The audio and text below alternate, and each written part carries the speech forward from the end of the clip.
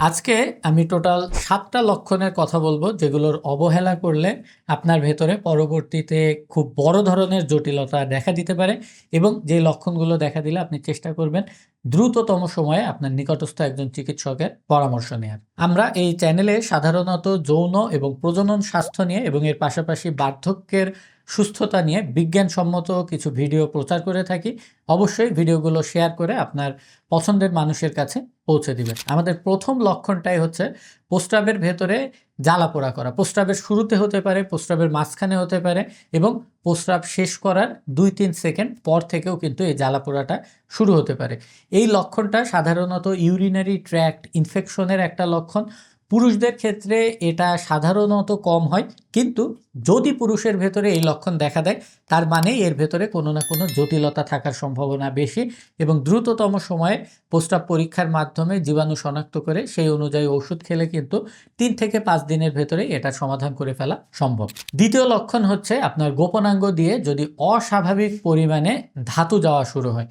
যদি আপনার গোপনাঙ্গ থেকে অস্বাভাবিক পরিমাণে এবং শক্ত হওয়া ছাড়াই নরম অবস্থাতেই যদি ধাতু যেতে থাকে তাহলে কিন্তু এটা প্রোস্টেটের ভেতরে কোনো রকম প্রদাহ, ইনফেকশন বা ইনফ্লামেশনকে নির্দেশ করতে পারে এবং এটা আর্লি ডিটেকশন করবার মাধ্যমে কিন্তু বিভিন্ন রকম যৌনবাহিত রোগের আপনি জটিলতা তৈরি হওয়ার আগেই চিকিৎসা পেয়ে যেতে পারেন, যেমন গনোরিয়া জাতীয় সমস্যা থেকে। তো এই কারণে যদি আপনার ভেতরে গোপনাঙ্গ নরম থাকা অবস্থাতেও ধাতু যাওয়ার সমস্যা দেখা দেয় সেক্ষেত্রে অবশ্যই একজন ডাক্তার দেখিয়ে নির্দিষ্ট কারণ শনাক্ত করে চিকিৎসা নিন। তবে মনে রাখবেন, যদি গোপনাঙ্গ শক্ত হওয়ার পরে বা উত্তেজিত হওয়ার পরে কিছুটা ধাতু আসে এটাতে কিন্তু ভয় পাওয়ার কোনো কারণ নেই এবং অনেক সময় অনেক সুস্থ মানুষের ভেতরে যদি টয়লেট খুব বেশি কড়া হয়, কোষ্ঠকাঠিন্যের সমস্যা হয় সেক্ষেত্রেও কিন্তু কিছুটা ধাতু আসতে পারে, এতে ভয় পাবেন না। তৃতীয় যে লক্ষণের কথা বলবো সেটা হচ্ছে দীর্ঘদিন ধরে যদি যৌন অক্ষমতা দেখা দেয়। সাধারণত মানসিক চাপ, দুশ্চিন্তা, অশান্তি, পরিবারে কলহ বা বিবাদ যদি লেগে থাকে সেই ক্ষেত্রে দ্রুত বীর্যপাত, উত্থানজনিত সমস্যা, যৌন আগ্রহ কমে আসা এগুলো দেখা দিতে পারে।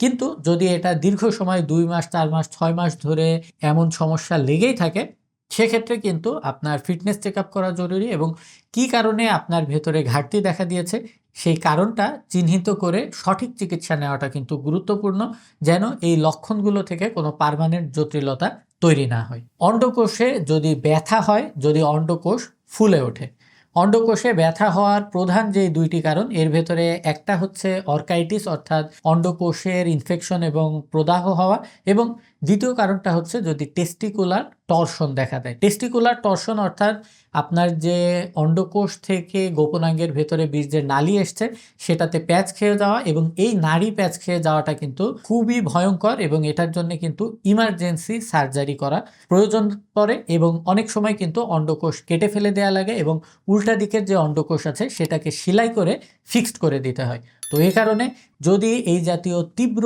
অন্ডকোষের ব্যথা হয়, অন্ডকোষ একটু হাত দিয়ে উঁচু করে ধরলে ব্যথা বাড়তে থাকে, সেক্ষেত্রে কিন্তু অবশ্যই আপনি একজন নিউরোলজিক্যাল সার্জন দেখিয়ে নির্দিষ্ট অপারেশনের মাধ্যমে রোগমুক্ত হতে পারবেন। যদি আপনি বেশি অপেক্ষা করে ফেলেন সেই ক্ষেত্রে আপনার অন্ডকোষ পচে গিয়ে সেখান থেকে কিন্তু গুরুতর জটিলতা এবং সেপসিসের মতন জীবন নাশকারী ঘটনাও ঘটতে পারে। আর অন্ডকোষ ফুলে যাওয়ার সমস্যা যদি হয় সেক্ষেত্রে কিন্তু আপনি চাইলে কিছুটা মেডিসিনের চিকিৎসার মাধ্যমে ২ দিন, ৫ দিন, ৭ দিন অবজারভেশন করে প্রয়োজন পড়লে অন্ডকোষের আল্ট্রাসোনোগ্রাফি পরীক্ষা করে জটিলতার কারণ দেখে সেই অনুযায়ী ট্রিটমেন্ট নিয়ে আবার সুস্থ হয়ে যেতে পারবেন। দীর্ঘদিন ধরে সন্তান না হওয়া, সাধারণত আমাদের দেশে ২ মাস, ৩ মাস, ৬ মাসের ভেতরে বাচ্চা না হলে অনেকে অস্থির হয়ে যায়, অধৈর্য হয়ে যায়, আত্মীয় স্বজনরা খারাপ কথা বলা শুরু করে দেয় এবং সব দোষ অটোমেটিক যেন মেয়েদের ঘাড়েই এসে পড়তে শুরু করে।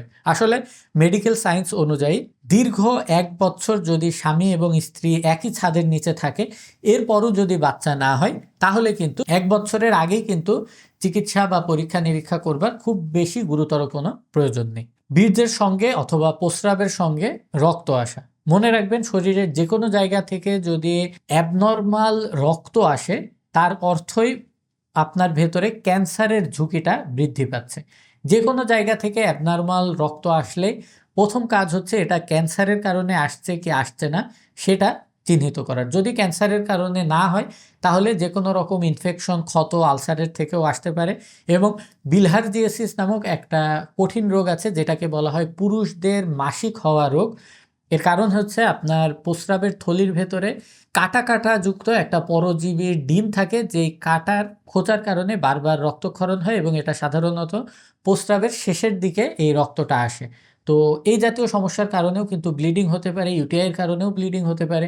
তো কি কারণে হচ্ছে সেটা আইডেন্টিফাই করে চিকিৎসা করা। বিশেষ করে ক্যান্সারের কারণে রক্তক্ষরণ হচ্ছে কিনা সেটা সবার আগে খুঁজে বের করা। মনে রাখবেন, যৌন এবং প্রজনন স্বাস্থ্য কিন্তু শরীরের অন্যান্য সকল অঙ্গের সুস্থতার মতোই গুরুত্বপূর্ণ। এই কারণে কখনো অবহেলা করবেন না, লজ্জা পাবেন না। যদি আর কারো সঙ্গে কথা বলতে আপনার ভয় লাগে, খারাপ লাগে, লজ্জা লাগে, ডাইরেক্ট ইনবক্সে আমার সঙ্গে যোগাযোগ করবেন। আমি চেষ্টা করব যতটা সম্ভব আপনাকে সহায়তা করার। আল্লাহ হাফেজ।